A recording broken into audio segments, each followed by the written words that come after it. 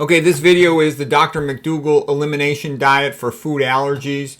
You can see his article that he wrote at his website. That's drmcdougall.com, and you'll find it under the title of the food elimination diet. And he says elimination diet is the best test for a food problem. You basically stop the food and the problem goes away. Then you restart the food and the symptom returns.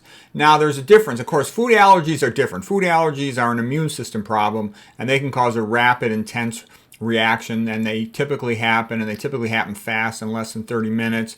This can include anaphylaxis, hypotensive, like shock, tongue swelling, tightening throat. You can plug up your airways. So you don't want to mess around with that. If you got questions about a food allergy, you should go see an allergist doctor, okay?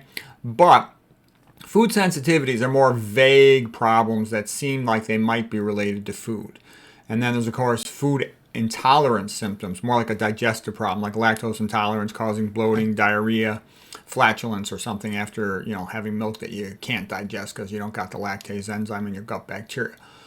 Okay, but there's other more vague food sensitivities, we'll call them. Some of the most common causes of food allergies are dairy, eggs, chocolate, shellfish, fish, also wheat, corn, citrus fruits, tomatoes, and strawberries. Some of this stuff can be also because they're, spraying something on it. Sometimes it can be because it's, genetically modified. Let's see what else. It usually takes, in Mcdougall's opinion, it takes about a week to clear a food out of your body. Walsh, the previous allergist I talked about, he thinks it usually just takes 3 days to clear it out of your colon, but it can take a little more to get out of your body, to excrete it through urine, to excrete it through defecation. Okay, so bottom line, give it a week to let the food clear.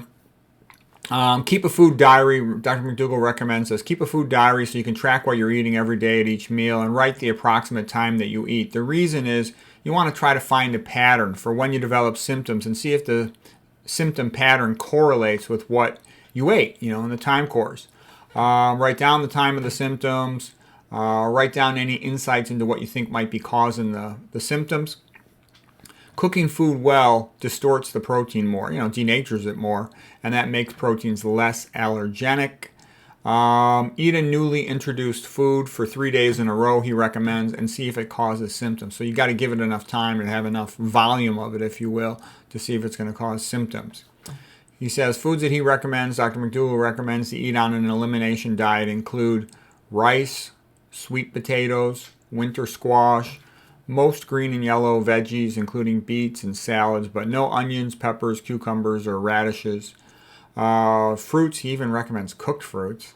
Avoid citrus fruits, things like oranges, grapefruits, lemons, limes, tangerines, and tomatoes.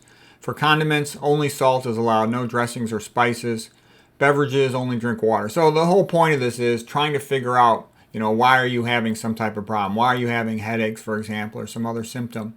And just by narrowing it, only change one food at a time and give it some time to see if that makes a difference or not. And you can help figure it out. And in the end, you want to just stop eating that food. That's the only cure for the problem. So again, you can see this at Dr. Mcdougall's website, a little more detail in his article that he wrote called The Food Elimination Diet. I hope that was helpful.